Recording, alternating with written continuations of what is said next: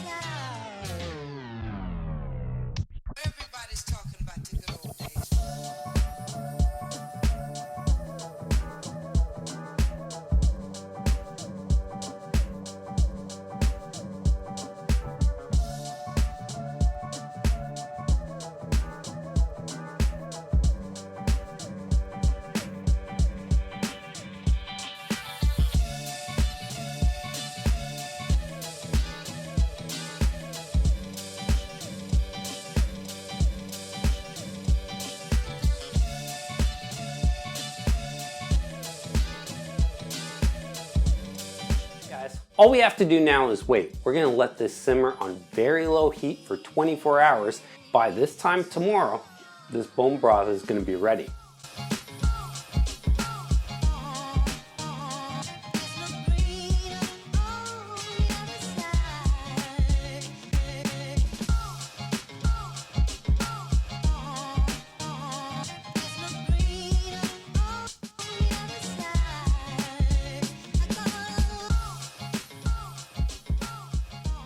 All right, hello and welcome back.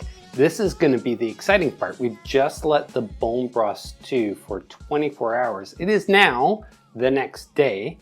It's been simmering all day and all night, and it's just about ready so that we can take it through to the next step. Let it cool down. You want it to be about room temperature, maybe a little bit warm, but you definitely don't want to be handling super hot liquids. The basic thing that we're gonna do now, and the last really important step, is we're just going to take out all the bones out of the bone broth.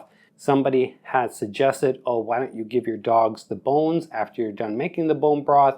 That's a big no-no. Please don't do it. All the nutrients, all the minerals, and all the goodness out of the bones has come out of them by now anyway. So from a nutritional standpoint, it's not necessary. Go get yourself a set of raw bones if you want to give your dog some bones to chew on. These ones, we're just using it for the broth and we're going to toss them. Okay, so this has had time to cool down. It takes about a couple hours. I actually put it in the fridge to help with the cooling process, but you can just leave it on the stove top. I'm touching it now. It's nice and lukewarm. It's not even really warm, and we're gonna take out all the goodies that we want to keep, and we're gonna throw out all the bones that we don't want.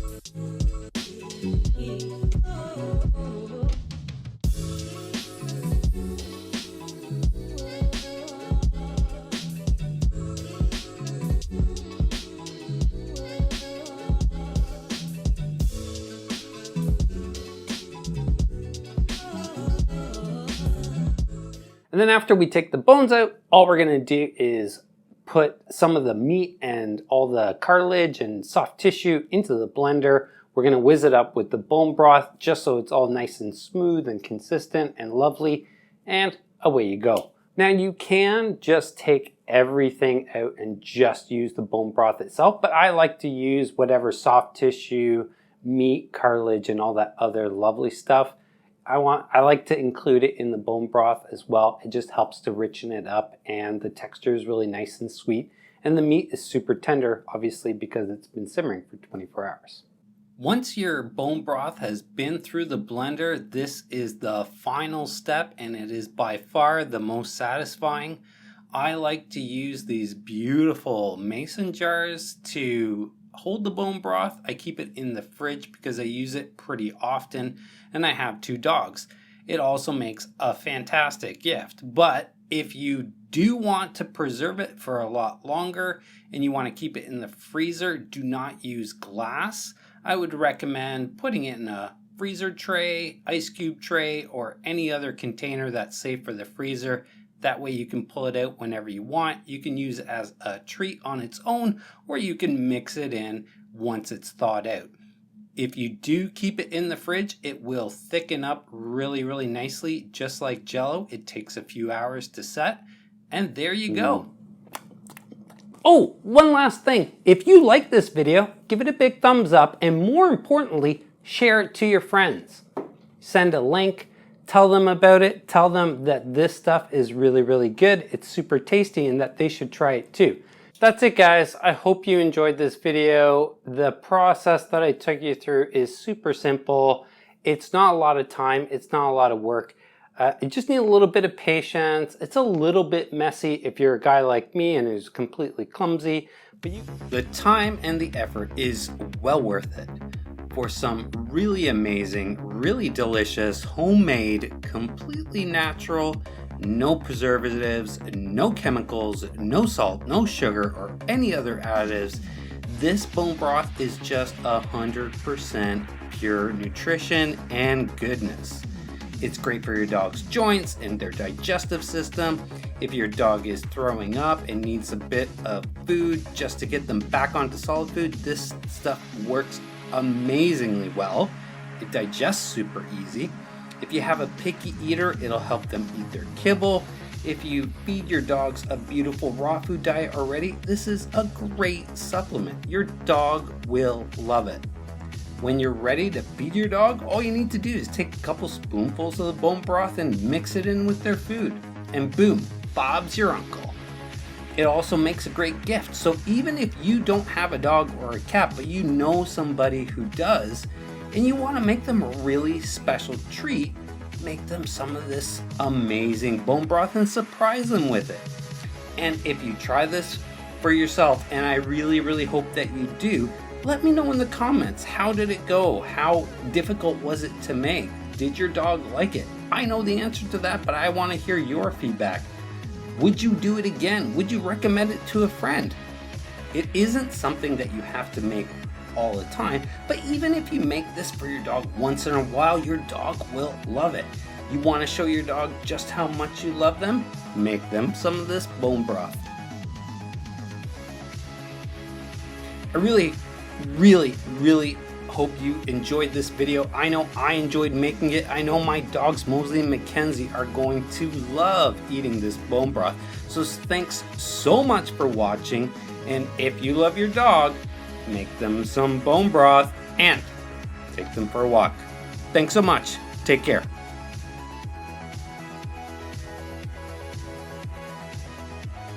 In the next episode of the Toronto Dog Whisperer, I am going to be taking you through how to make some really tasty liver treats that isn't going to break the bank, is going to be completely nutritious and your dog's going to love it. So stay tuned and subscribe.